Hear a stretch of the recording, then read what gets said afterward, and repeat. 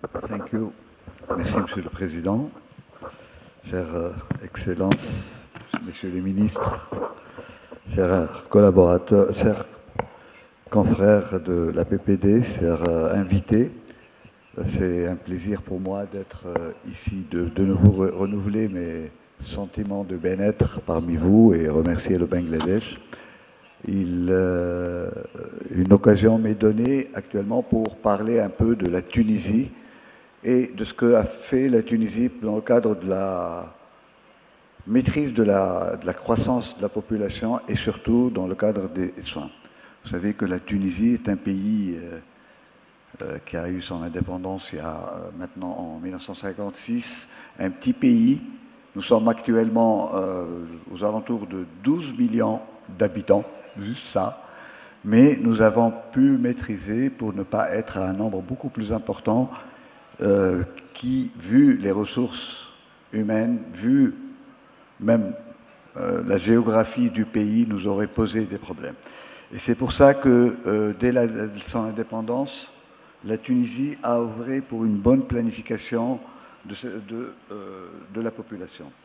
Et dans cette optique, en 1966, la Tunisie a présenté ou a proposé ou a mis en œuvre des stratégies de maîtrise de la population par le planning familial et qui ont abouti quelques années par la suite à la création en 1973 de l'Office national de la famille et de la population, anciennement appelé planning familial, dont je suis actuellement le PDG, et dont la vocation essentielle a été au départ de planifier cette croissance de la population et les risques que cela pouvait engendrer.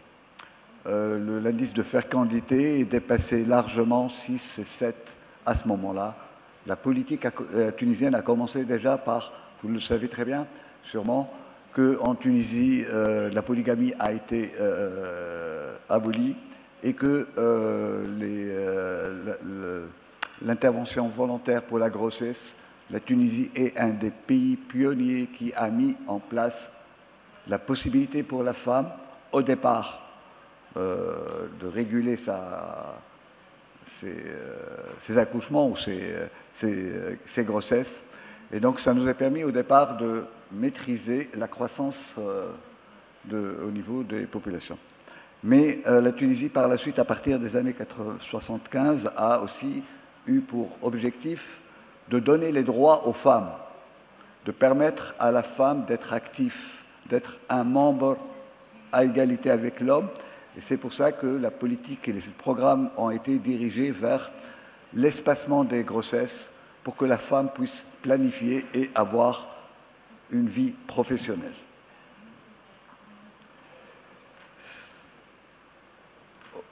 À côté de ces programmes d'éducation et de sensibilisation, a été aussi, donc, comme je l'ai dit, lancé le processus de la contraception pour maîtriser l'indice de fécondité. La politique était, dès ces années-là, en Tunisie, d'aller vers les populations, vers les zones les plus rurales, parce que c'est là où il manquait d'éducation. Et donc, on a mis en place très rapidement la stratégie mobile. Vous avez eu l'occasion de voir dehors ce bouquin-là qui est publié par l'Office. On vous promet la version en anglais, mais c'est pour montrer que dès le départ, cette stratégie des équipes mobiles qui vont vers le citoyen a porté ses fruits. Et par la suite, pour réaliser ces objectifs, la Tunisie a été vers l'éducation de la fille, qui lui a conféré des droits, d'où la diminution des naissances a été suivie par un espacement. Donc. En parallèle, une grande attention a été donnée à l'enseignement en Tunisie. Parce que pour maîtriser tout ce qui est démographie, il faut avoir aussi un certain niveau d'éducation. Nous sommes actuellement, la Tunisie publie chaque 5 ans une enquête par CRAP, ce qu'on appelle le mix. Tous les 5 ans, on a tous les indicateurs, que ce soit au niveau de l'enseignement, au niveau des conditions socio-économiques, de la fécondité, de la mortalité. Et donc actuellement, nous sommes à 92% de scolarisation primaire 82% de premier cycle de collège et 60% au deuxième cycle. Le taux de réussite au niveau supérieur, donc universitaire, ça ne doit pas me réjouir en tant que personne, mais ça me réjouit en tant que citoyen. Eh bien, le pourcentage de réussite des femmes, des filles est supérieur aux hommes en Tunisie. Et dans les universités de médecine, 60% des futurs docteurs sont des filles. Nous avons 4 facultés de médecine en Tunisie qui nous permettent déjà d'avoir une certaine indépendance ou suffisance à ce niveau pour tout ce qui est programme de santé, et on exporte même nos compétences un peu partout. Sur le plan comment on a pu maîtriser et améliorer nos indicateurs, il y a eu au départ des plans d'action et des plans nationaux contre la malnutrition, les diarrhées pour diminuer, comme l'ont dit les différents qui m'ont précédé, diminuer la mortalité. Donc on a eu tout ce qui est programme en collaboration avec aussi des partenariats triangulaires, les plans contre la malnutrition, contre les diarrhées, la mise en place d'une vaccination aussi pour éradiquer tout ce qui est les maladies éruptives et les maladies qui tuent. Donc nous sommes actuellement à plus que 95% de taux de vaccination nationale. Et cela nous a permis d'améliorer nos indicateurs au niveau de la femme et du nouveau-né. En parallèle de la mise en place des structures sanitaires et universitaires de soins pour les femmes et donc en gynécologie, nous avons utilisé une stratégie en niveau 1, niveau 2, niveau 3, donc en fonction de l'importance. Au niveau 3, c'est des équipes universitaires, c'est des équipes qui sont super rodées, super équipées. Mais il y a le niveau 1 qui va dans les zones les plus rurales. En 1976 aussi, devant la stagnation de la mortalité néonatale, ont été développés les services de réanimation néonatale en Tunisie, avec chaque faculté.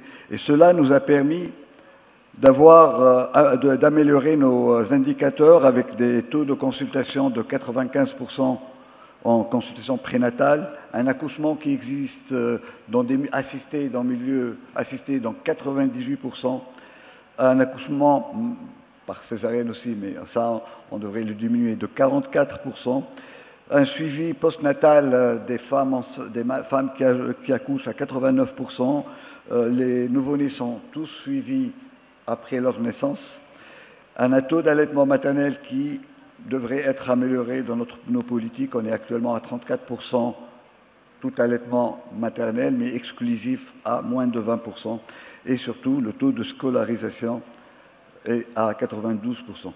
Cela nous a permis d'avoir 2 indicateurs qui sont quand même, je pense, parmi les meilleurs en Afrique, si c'est le meilleur. On a, comme je l'ai dit tout à l'heure, nous sommes à moins de 40%, 35 pour 100 000 malheureusement mortalité maternelle, et moins de 11 pour 1000 mortalité néonatale et 6,6 mortalité infantile. Ces indicateurs, même s'ils peuvent nous réjouir en Tunisie, il y a plein de programmes pour essayer encore de diminuer. Vous savez qu'on perd encore malheureusement des femmes pour des hémorragies de la délivrance ou des situations pareilles.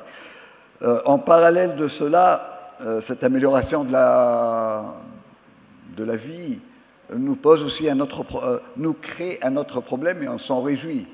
C'est qu'avec un niveau de soins qui s'est amélioré en Tunisie, l'espérance de vie en Tunisie moyenne est de 77 ans. On peut vivre jusqu'à 77 ans, avec des variations de 75 pour l'homme et 79 ans pour la femme, ce qui nous pousse actuellement en Tunisie, que ce soit au niveau du ministère de la Santé, au niveau de l'Office, mais aussi au niveau des ministères de coopération, à réfléchir sur le bien-être de ces seniors, puisque nous commençons à atteindre les 20% de la population qui sont au-dessus de 60 ans.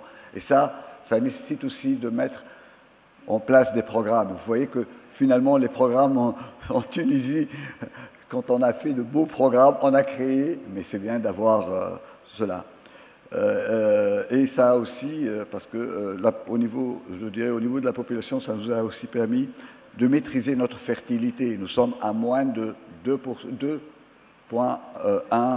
entre 2 et 2,1 l'indice de fertilité. Ça veut dire que les couples en Tunisie ont en moyenne 2 enfants uniquement, et ça peut nous permettre de maîtriser, de leur offrir quand même des conditions de vie et d'enseignement et d'éducation meilleures. Tous ces indicateurs sont bien, mais nous avons accès aussi sur tout ce qui est la santé sexuelle et reproductive, qui est un des sujets les plus importants chez nous à l'Office, pour expliquer les droits, et on appelle maintenant les santé sexuelle et santé, soins, droit à la reproduction, c'est-à-dire impliquer aussi à la femme le droit de maîtriser sa reproduction. Nous avons aussi les programmes qui sont pour lutter contre les violences faites aux femmes, la différence de genre, et aussi nous nous occupons aussi beaucoup de tout ce qui est cancer chez la femme, parce que nous savons que malheureusement le cancer du sein tue, et c'est dans ce cadre-là que j'ai parlé tout à l'heure de la stratégie mobile de dépistage du cancer du sein. Maintenant, on se déplace vers les femmes rurales pour faire le dépistage à un diamètre inférieur à 3, parce que ça donne une guérison totale. Donc vous voyez très bien qu'il y a beaucoup de programmes qui sont faits. Dans le cadre aussi du PPD, mais dans notre politique, nous avons toujours développé les relations triangulaires avec un pays qui n'est pas là, mais le Japon. Nous avons dès plus que 25 ans commencé des programmes de triangulaires avec 2 pays d'Afrique et un pays qui nous soutenait un peu matériellement, et ça se continue. Actuellement, nous sommes avec le Mali en train de faire ce partenariat pour créer, et ils ont finalement créé un office identique au nôtre, et on est en train d'exporter. Actuellement, nous sommes aussi dans la recherche de l'exportation de nos référentiels. Vous avez parlé de référentiels. Nous avons des référentiels dans la santé sexuelle et reproductive, dans le cadre de l'handicap, dans le cadre de la prise en charge des psychologies. Donc, la Tunisie est à un carrefour où il peut être l'élément qui peut transmettre une expérience de 50 ans, mais la Tunisie a aussi besoin de vous, de la Chine, des autres pays, de l'Indonésie, pour développer encore plus d'autres programmes, vu les ressources matérielles dont nous avons besoin, et mettre en place plus d'équipes mobiles. Et je pense que cette réunion et les 3 jours qui sont là vont nous permettre encore plus de créer des liens, de promouvoir des partenariats dont le but ultime va être le citoyen, quel qu'il soit, en Tunisie, en Afrique du Sud en bas ou dans les pays du Nord. Le citoyen doit être au milieu de notre réflexion, au milieu de toutes les actions, tous les programmes que nous pourrons mener. Merci de votre écoute. J'espère que je n'ai pas été long. Merci à vous.